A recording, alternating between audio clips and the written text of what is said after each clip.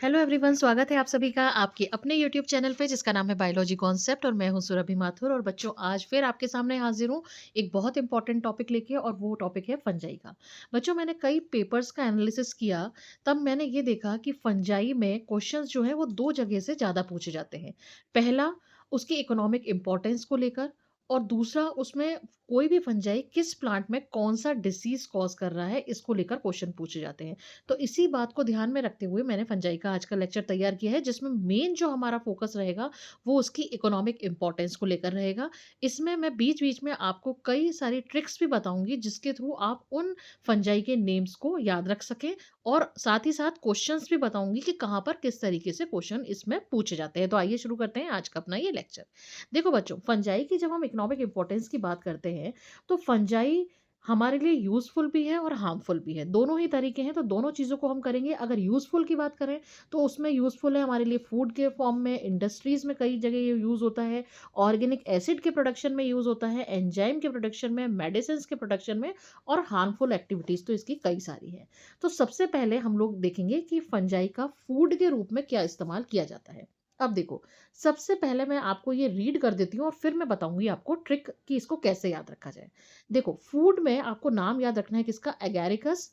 एगैरिकस की दो स्पीशीज हैं, एगैरिकस बाइस्पोरस और एगैरिकस कंपेस्ट्रिस।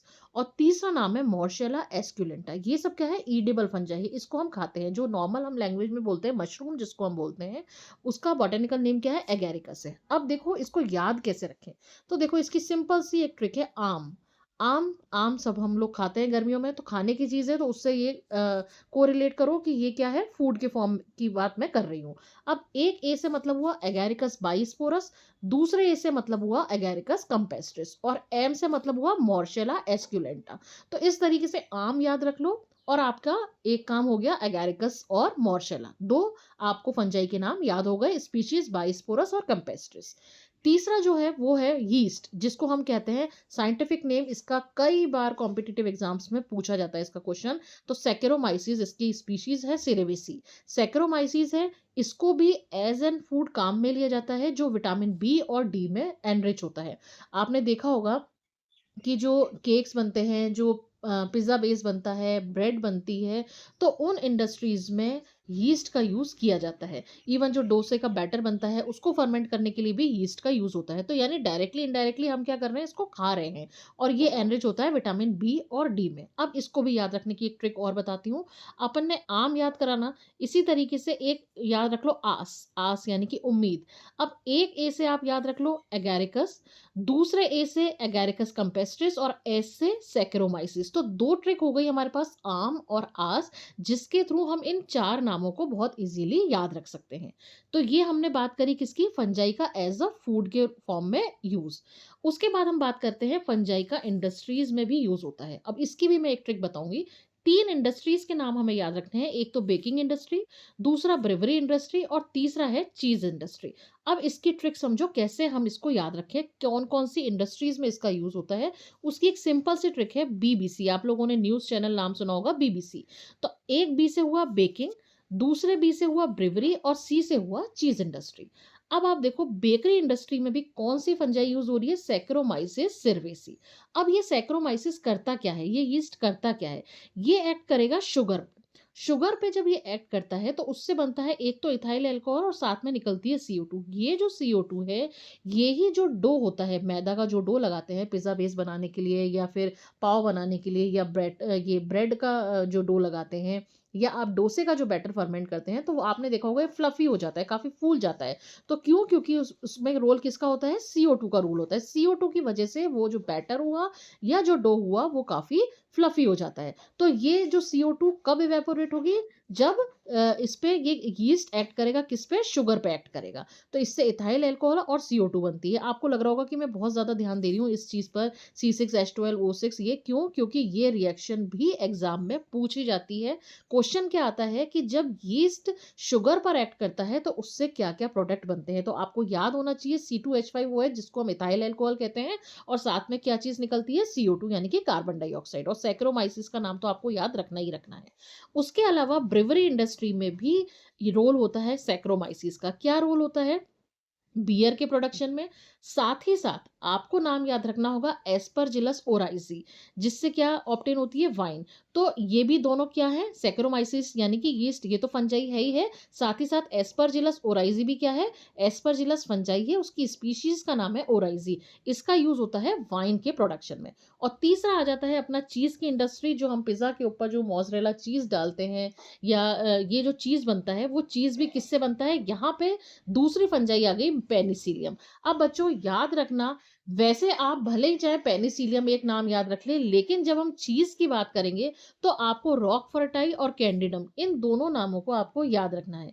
और तीसरी एक और स्पीशीज़ आएगी पेनिसिलियम की, जिसका नाम है पेनिसिलियम नोटेटम, जिसको एग्ज़ाम में पूछा जाता है क्योंकि उससे पेनिसिलिन मेडिसिन ऑब्टेन होती है। अभी आएगा तब मैं बताऊँगी। लेकिन यहाँ पर आप याद रखेंगे रॉक फर्टाई का नाम बहुत ज़्यादा इम्पोर्टेंट है, इसको एग्ज़ाम में पूछते ही पूछते हैं।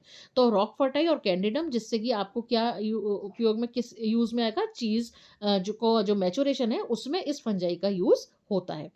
फिर हम बात करते हैं एंजाइम प्रोडक्शन में, यानी हमने 2 बातें कर ली। एक तो फंजाई का यूज़ हो रहा है किसमें, फंजाई का यूज़ फूड फूड में देख लिया, और दूसरा हमने देख लिया कि उससे किस-किस इंडस्ट्री में इसका यूज़ हो रहा है, और दोनों की मैंने आपको ट्रिक्स बता दी। अब हम बात करेंगे एंजाइम प्रोडक्शन में। अब देखो, खा लिया, पी लिया, अब उसके बाद अब उसको पचाना ज़रूरी है। तो अब देखो, पचाने के लिए क्या चाहिए, एंजाइम चाहिए। तो उसके लिए एक तो हम याद रखेंगे इन्वर्टेज़ और जाइमेज़। 2 एंजाइम हैं जो हमें किससे मिल रहे हैं, सैकेरोमाइसिस cerevisiae। यानी आप कुल मिला के ये मान लीजिए कि अगर आप यीस्ट, जिसको कि सैकेरोमाइसिस cerevisiae कह रहे हैं, इसका नाम याद रखते हैं, तो इससे काफ़ी सारे क्वेश्चन आपके सॉल्व हो जाएँगे। ख़ास तौर पे आपकी जो इंडस्ट्री वाला पोर्शन है वो भी, फूड वाला पोर्शन है वो भी, एंजाइम वाला पोर्शन है वो भी। अब सैक्रोमाइसिस cerevisiae का यूज़ किस में हो रहा है, इन्वर्टेज़ और जाइमेज़ एंजाइम के एक्सट्रैक्शन में। दूसरा आपको याद रखना होगा एस्परजिलस का नाम, एस्परजिलस नाइगर इसकी मोस्ट कॉमन स्पीशीज़ है, और दूसरी है एस्परजिलस ओराइसी। इससे क्या ऑब्टेन होता है, इसका यूज़ होता है एमाइलेज़ में। अब इसे कैसे याद रखें, आपको याद होगा कि चावल का बॉटनिकल नेम होता है ओराइज़ा सैटाइवा। ओराइज़ा सैटाइवा यानी कि चावल, जिससे कि क्या ऑब्टेन होता है, स्टार्च, और स्टार्च पे कौन-सा एंजाइम एक्ट करता है, एमाइलेज़। तो इसीलिए एस्परजिलस ओराइज़ी याद रखना आपके लिए लॉजिकली भी बहुत आसान हो गया, क्योंकि चावल में स्टार्च होता है और स्टार्च जो है उस पे एक्ट करता है एमाइलेज एंजाइम। तीसरा आ गया आपका सेलुलेज एंजाइम। इसका प्रोडक्शन किसके थ्रू होता है, ट्राइकोडर्मा रेस्ली नाम की फंजाई के थ्रू। इसको भी एग्जाम में पूछा जाता है, लेकिन ये वाले 6 और 7 है, ये सबसे ज्यादा इंपॉर्टेंट है, इसको तो पूछते ही पूछते हैं। फिर उसके बाद आपको कुछ एसिड्स के नाम याद रखे होंगे। अब आप ये देखो कि क्वेश्चन कैसा आता है। क्वेश्चन ये आता है कि जैसे मान लीजिए आपको फंजाई के नेम दे दिए और आपको एसिड के नेम दे दिए, कौन सी फंजाई से कौन सा एसिड ऑब्टेन होता है, एक तो ये पूछते हैं। दूसरी बात ये भी पूछ लेते हैं कई बार कि फंजाई से फंजाई जो है उसका रोल कौन-कौन से एसिड के प्रोडक्शन में है। तो यानी आपको एसिड के नाम भी याद होने चाहिए। जैसे कि सिट्रिक एसिड है, ग्लूकोनिक एसिड है, गैलिक एसिड है, कोजिक एसिड है, इटाकोनिक एसिड है और फ्यूमेरिक एसिड है। इनके नाम याद होने चाहिए। वहाँ पे आपको ऐसा दे देंगे कि ऑप्शंस दे देंगे कई सारे एसिड्स के नाम, उसमें से ये वाले जो हैं इन 6 पर से ही आते हैं अक्सर क्वेश्चन। अब इसके अलावा अगर कोई 7वां मिलता है तो आप ये बता सकते हैं कि भई ये हमें फंजाई से ऑब्टेन नहीं हो रहा है। अब दूसरी बात आप ध्यान दीजिए कि जितने भी एसिड हैं उसमें एस्परजिलस तो आ ही आ रहा है। तो ये याद रखना है कि ऑर्गेनिक एसिड के प्रोडक्शन में कौन-सी फंजाई का ज़्यादा रोल है, तो एस्परजिलस का। स्पीशीज़ थोड़ा-सा मुश्किल हो जाता है, लेकिन वो भी हम ट्रिक्स के थ्रू याद रख लेंगे। जैसे कि गैलिक एसिड है, तो वो मिल रहा है एस्परजिलस हमें याद है और हमने गैलोमाइसिस याद रख लिया। इसी तरह से इटाकोनिक एसिड है, एस्परजिलस हमें याद रहे, हमने इटाकोनिकस याद रख लिया। है ना? तो इस तरीके से हमें इन नामों को याद रखना होगा। केवल जो डिफरेंस आ रहा है वो फ्यूमेरिक एसिड पर आ रहा है, जो हमें ऑब्टेन हो रहा है राइज़ोपस स्टोलोनिफर से।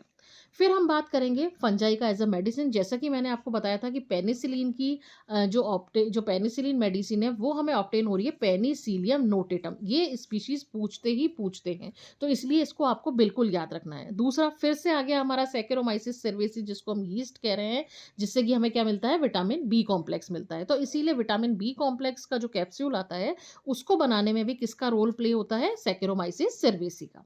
फिर हम बात कर लेते हैं एग्रीकल्चर की। ये हमने कई सारी बातें कर ली फूड की, इसमें से बहुत ज़्यादा क्वेश्चन आते हैं इसलिए इनको छोड़ के मत जाना। फंजाई अगर पढ़ रहे हो आप, कोई और टॉपिक अगर फंजाई में पूरा नहीं भी पढ़ पा रहे हो तो इकोनॉमिक इंपॉर्टेंस तो ज़रूर से पढ़ के जाना। अब बात करते हैं एग्रीकल्चर में। फंजाई का एज़ एन स्कैवेंजर, स्कैवेंजर का मतलब होता है कि मान लीजिए कोई भी डेड मटीरियल है, डेड ऑर्गेनिक मैटर है, उसके डिकम्पोज़िशन में फंजाई और बैक्टीरिया 2 इंपॉर्टेंट रोल प्ले करते हैं, यानी एनवायरनमेंट को क्लीन करने में फंजाई का काफ़ी बड़ा योगदान होता है। दूसरी बात होती है as a biological control. Biological control का मतलब क्या होता है कि जैसे आपने कभी देखा होगा कि कोई प्लांट ग्रो हो रहा है और वो ऐसी मिट्टी में ग्रो हो रहा है जो बहुत ज़्यादा वेट है, बहुत ज़्यादा गीली है ना? और उसकी मतलब जो ड्रेनेज है उस मिट्टी में से प्रॉपर नहीं हो पा रहा, पानी का ड्रेनेज प्रॉपर नहीं हो पा रहा। तो क्या होता है ऐसे में अगर ज़्यादा वाटरिंग हो जाती है तो रूट जो है प्लांट की गल जाती है और फाइनली प्लांट क्या होगा, मुरझा जाएगा और फिर उसके बाद वो मर जाएगा। तो ऐसा हुआ क्यों? ऐसा इसलिए हुआ, एक तो ओवर वाटरिंग है, प्लस इतने ज़्यादा वाटरिंग की वजह से कई बार उसमें फंजाई ग्रो कर जाती है, फंगस लग जाती है। तो ऐसी फंगस ना लगे इसके लिए भी एक दूसरी फंगस यूज़ में आती है जिसको हम कहते हैं ट्राइकोडर्मा लिग्नोरम। ये क्या करती है, जो कोई प्लांट है उसकी अगर रूट सड़ रही है, उसमें रॉटिंग हो गई है किसी दूसरी फंगस की वजह से, तो ये ट्राइकोडर्मा नाम की फंजाई उस दूसरी फंगस को ग्रो नहीं होने देगी जिससे हमारा प्लांट बच जाएगा। तो ये इसका क्या कहलाएगा, बायोलॉजिकल कंट्रोल कहलाएगा। तीसरी बात, जैसा कि मैंने आपको पहले भी बताया है कि हायर प्लांट्स की रूट्स के साथ भी फंजाई एसोसिएशन शो करती है। वो कहलाता है माइकोराइजल एसोसिएशन, जिसमें जो हायर प्लांट है वो फंजाई को शेल्टर देने का काम करेंगे और फंजाई बदले में वाटर और साथ में साथ मिनरल्स एब्जॉर्प्शन का काम करेगी। यहाँ पे नाम याद रखना है आपको, ट्राइकोलोमा और एमेंशिया का। एमेंशिया का नाम बहुत ज़्यादा इंपॉर्टेंट है, ये अक्सर पूछ लेते हैं एग्जाम में। और चौथी फंजाई की इंपॉर्टेंट प्रॉपर्टी होती है कि जो फंजाई होती है वो क्या करती है, कुछ फंजाई जैसे कि एस्परजिलस, म्यूकर, पेनिसिलियम और राइजोपस, ये क्या करती है, कुछ म्यूसिलेजिनस सब्सटेंस सिक्रीट करती है। तो वो म्यूसिलेजिनस सब्सटेंस की वजह से मिट्टी जो है वो बंधी हुई रहती है, उसमें सॉइल बाइंडिंग प्रॉपर्टीज आ जाती है, तो ये भी हमारी सॉइल के लिए काफी इंपॉर्टेंट हो जाता है। तो इस तरह से फंजाई जो है एग्रीकल्चर में भी रोल प्ले करती है। साथ ही साथ आपको याद हो, जब आपने ग्रोथ हार्मोन पढ़े हो तो उस ग्रोथ हार्मोन में जिब्रेलिन एक हार्मोन होता है। वो जिब्रेलिन हार्मोन कौन सिक्रीट करता है, वो जिब्रेलिन हार्मोन सिक्रीट होता है जिब्रेला फ्यूजिकोराई से, जो कि क्या है, एक फंजाई है। तो यहाँ पे ये जो जिब्रेलिन हार्मोन की वजह से क्या होती है, स्टेम की ग्रोथ अच्छी होती है। तो यहाँ पर भी इसका एक इंपॉर्टेंट रोल होता है फंजाई का। उसके बाद फंजाई का यूज होता है एज एन टेस्ट ऑर्गेनिज्म। अब इसमें सबसे ज्यादा जो इंपॉर्टेंट आती है बात, वो आती है न्यूरोस्पोरा की। न्यूरोस्पोरा पे से अक्सर एग्जाम में, कॉम्पिटिटिव एग्जाम में क्वेश्चन पूछा जाता है। इसका यूज होता है जेनेटिक्स में, जेनेटिकल स्टडीज में। इसके अलावा DNA synthesis, morphogenesis, mitotic cycle, अगर इसके बारे में आपको जानकारी चाहिए या इसके बारे में आपको स्टडी करनी है तो आपको यूज होना होगा फाइसेरम पॉलीसिफेलम का। ये भी एक फंजाई है। चौथी और सबसे इंपॉर्टेंट बात जिस पर कि क्वेश्चन पूछा जाता है वो होता है कि एस्परजिलस नाइगर, ये एक फंजाई है जिसका यूज होता है किसमें, अगर सॉइल में थोड़ी सी भी माइन्यूट क्वांटिटी में भी अगर जिंक, निकल, कॉपर प्रेजेंट है तो एस्परजिलस नाइगर इस बात का डिटेक्शन कर लेगा। तो यहाँ पर ये क्वेश्चन पूछते हैं कि अगर सॉइल में थोड़ा सा भी कॉपर है या कोई सा भी मेटल एलिमेंट है तो इसके लिए कौन सी फंजाई इसके डिटेक्शन के लिए यूज में ली जाती है, आंसर होगा एस्परजिलस नाइगर। उसके अलावा अब ये हमने सब पॉजिटिव बातें पढ़ी फंजाई की, अब आ जाते हैं हम इसके नेगेटिव वाली साइड पर। जो उसमें से कई सारी नेगेटिव साइड ऐसी होंगी जिसको कि हम आम तौर पे घर में भी देखते हैं। अब ये वाला जो बेटा टेबल बना हुआ है ना, इस टेबल को पे से क्वेश्चन आते ही आते हैं। खास तौर पे कैसे, समझो। जैसे कि late blight of potato disease is caused by, तो अब आपको नाम याद होना चाहिए Phytophthora infestans. Powdery mildew of wheat, तो नाम याद होना चाहिए Erysiphe graminis. White rust of crucifer, ये सबसे ज्यादा पूछा जाता है। व्हाइट रस्ट ऑफ क्रूसीफर ये डिसीज किसके थ्रू होती है, तो नाम याद रखना होगा एल्बुगो कैंडिडा का। Green ear disease of bajra, बाजरा में जो डिसीज हो जाती है वो किसकी वजह से होती है, स्क्लेरोस्पोरा ग्रामिनिकोला। ब्लैक रस्ट ऑफ व्हीट है, ये किसकी वजह से होती है, ये होती है पक्सीनिया ग्रामिनस टेट्रिसाई की वजह से। इसी तरीके से जैसे कि बार्ले में डिसीज होती है अस्टीलेगो न्यूटा की वजह से। और अर्ली ब्लाइट ऑफ पोटैटो, बच्चों याद रखना, लेट ब्लाइट ऑफ पोटैटो अलग है, अर्ली ब्लाइट ऑफ पोटैटो अलग है। तो अर्ली ब्लाइट ऑफ पोटैटो में नाम याद रखना होगा अल्टरनेरिया सोलेनाई का। इसी तरह से मूंगफली की जो टिक्का डिसीज है वो होती है सर्कोस्पोरा पर्सोनेटा की वजह से, है ना? तो इसका नाम याद रखना है। Red rot of sugar cane, जिस तरीके से white rust of crucifer important है, ठीक उसी तरीके से red rot of sugar cane है, वो किसकी वजह से होती है? कोलिटोट्राइकम फल्केटम की वजह से। और विल्ट ऑफ अरहर को कभी-कभी पूछा जाता है, लेकिन पूछ लेते हैं, वो होती है फ्यूजेरियम ओडोम की वजह से। तो ये सारी डिसीजेस के नाम आपको याद रखने हैं जो फंजाई के थ्रू होती है प्लांट में। अब जब ये प्लांट में डिसीज कॉज करती है, तो ये क्या है, एनिमल्स में भी कुछ करती हैं डिसीजेस। उसमें से इन 3 डिसीजेस को अक्सर एग्जाम्स में पूछते हैं, जैसे कि एस्परजिलस है, वो एस्परजिलोसिस कर रही है। ट्राइकोफाइटोन और एपिडर्मोफाइटोन है, ये रिंगवर्म करती है। और इसी तरह से टीनिया रूब्रम है, वो एथलीट फुट डिसीज कॉज करती है। इसके अलावा बच्चों 2-3 चीजें और हैं जो मैं आपको बताऊंगी, और उसके बाद मैं अपना वीडियो कंप्लीट करूंगी। लेकिन ये जो लास्ट की चीजें हैं, इनको मत छोड़ के जाना, इस पे से बहुत ज्यादा क्वेश्चन पूछते हैं, खास तौर पे हेल्यूसिनोजेनिक फंजाई का नाम पूछते हैं। अब हेल्यूसिनोजेनिक का मतलब क्या होता है? इसका मतलब होता है कि कई बार क्या होता है कि कोई चीज एक्चुअल में नहीं होती, वर्चुअल, लेकिन लगता है कि ऐसा हो रहा है, जिसको हम हिंदी में बोलते हैं मति भ्रम, है ना? कुछ एकदम से ऐसा लगता है वो चीज एग्जिस्ट नहीं कर रही, वो है भी नहीं, लेकिन किसी किसी को ऐसी प्रॉब्लम हो जाती है, तो वो एक फंजाई उसके लिए रेस्पॉन्सिबल होता है, और उसका नाम है एमेंशिया फिलोइडिस। तो इसका नाम अक्सर पूछा जाता है कि कौन सी इनमें से 4 आपको ऑप्शन दे दिए, जैसे मान लीजिए एल्बुगो दे दिया, स्टीलेगो दे दिया, पक्सीनिया दे दिया, और लास्ट में एक एमेंशिया दे दिया। तो ये जो फंजाई है वो क्या है? हेल्यूसिनोजेनिक फंजाई है। अब एल्फा एफ्लाटॉक्सिन पर भी क्वेश्चन पूछा जाता है। ये क्या होते हैं बच्चों? एफ्लाटॉक्सिन्स होते क्या हैं? ये कुछ कार्सिनोजेंस होते हैं, यानी कि वो कंपाउंड होते हैं, वो टॉक्सिन्स होते हैं जिसकी वजह से कैंसर होता है। तो इस कैंसर के लिए भी कुछ फंजाई रेस्पॉन्सिबल होती है, जैसे कि Aspergillus flavus, Aspergillus fumigatus, Aspergillus parasiticus और पेनिसिलियम आइसलैंडिकम। तो इन चारों फंजाई के नाम भी आपको याद होने चाहिए। और अब हम आ जाते हैं अपनी लास्ट स्लाइड पर, जिसमें कि ये वो चीज़ें हैं जो हम आम तौर पे घर पे देखते हैं कि कई बार ऐसा है कि कुछ ब्रेड है, आपने काफ़ी टाइम तक यूज़ में नहीं ली, या अचार है उस पे आपने प्रॉपर ऑयलिंग करके नहीं रखी, तो उस पे फंगस लग जाती है। तो वो फंगस कौन सी होती है? म्यूकर और राइजोपस। इसी तरह से फ्रोजन मीट है, उस पे कई बार फंजाई ग्रो कर जाती है, वो होती है म्यूकर म्यूसिडो। और उसी तरह से डेयरी प्रोडक्ट्स को खराब करने के लिए जो फंजाई रेस्पॉन्सिबल होती है, वो होती है म्यूकर और पेनिसिलियम। तो ये बच्चों इस तरह से फंजाई के हमने कई यूजफुल और हार्मफुल जो हैं वो इफेक्ट्स देखे, और किस फंजाई के थ्रू हो रहा है, ये बात सबसे ज्यादा इंपॉर्टेंट है।